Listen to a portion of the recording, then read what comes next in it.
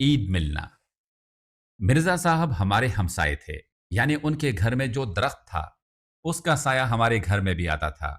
अल्लाह ने उन्हें सब कुछ वाफर मिकदार में दे रखा था। बच्चे इतने थे कि बंदा उनके घर जाता तो लगता स्कूल में आ गया है।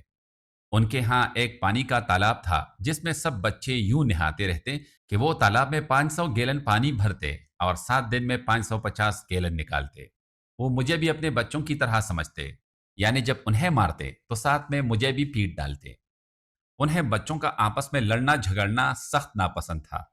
हालांकि उनकी बेगम समझाती कि मुसलमान बच्चे हैं, आपस में नहीं लड़ेंगे तो क्या गैरों से लड़ेंगे। एक रोज हम लड़ रहे थे, बल्कि यूं समझे रोने का मुकाबला हो रहा था। यूं भी रोना बच्चों की लड़ाई का ट्रेडमार्क है। इतने में मिर्जा साहब आ गए। क्यों लड़ रहे हो? हम चुप, क्योंकि लड़ते लड़ते हमें भूल गया था कि क्यों लड़ रहे हैं। उन्होंने हमें खामोश देखा तो धाड़े, चलो गले लगकर सुलह करो। वो इतनी जोर से धाड़े कि हम डर के एक दूसरे के गले लग गए। इस बार जब मैंने लोगों को ईद मिलते देखा तो यही समझा कि ये लोग भी हमारी तरह सुलह कर रहे हैं। ईद के दिन गले मिलना ईद मिलना कहलाता है। पहली बार इंसान उस दिन गले मिला जब खुदा ने उसे एक से दो बनाया। यूं आज भी गले मिलने का अमल दरअसल इंसान के एक ना होने का ऐलान होता है। ये अमल हमें दूसरे जानवरों से मुमताज करता है कि वो गले पड़ तो सकते हैं, गले मिल नहीं सकते। हमारे यहाँ ईद मिलना ईद से पहले शुरू हो जाता है। दुकानदार ग्राहकों से, क्लर्क साइलों से और ट्रैफिक पुलिस वाले गाड़ी वालों को रोक रोक कर उनसे ईद मिलते हैं। बाजारों में ईद से पहले इतना रश होता है कि वहां से गुजरना भी ईद मिलना ही लगता है।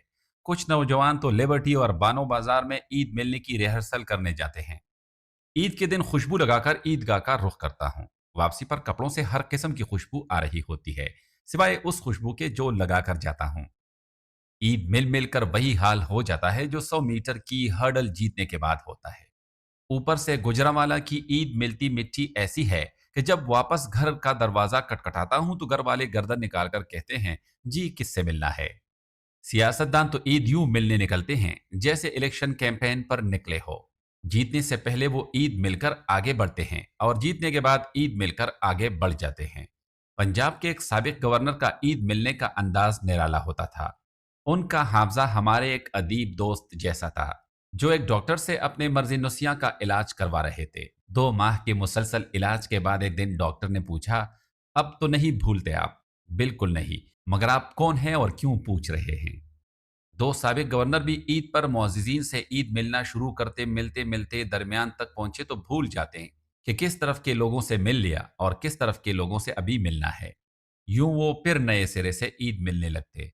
ऐसे ही एक साहब तेज दरिया अबूर करने की कोशिश में थे, मगर ऐन दरिया के दरमियान से वापस पलट आए।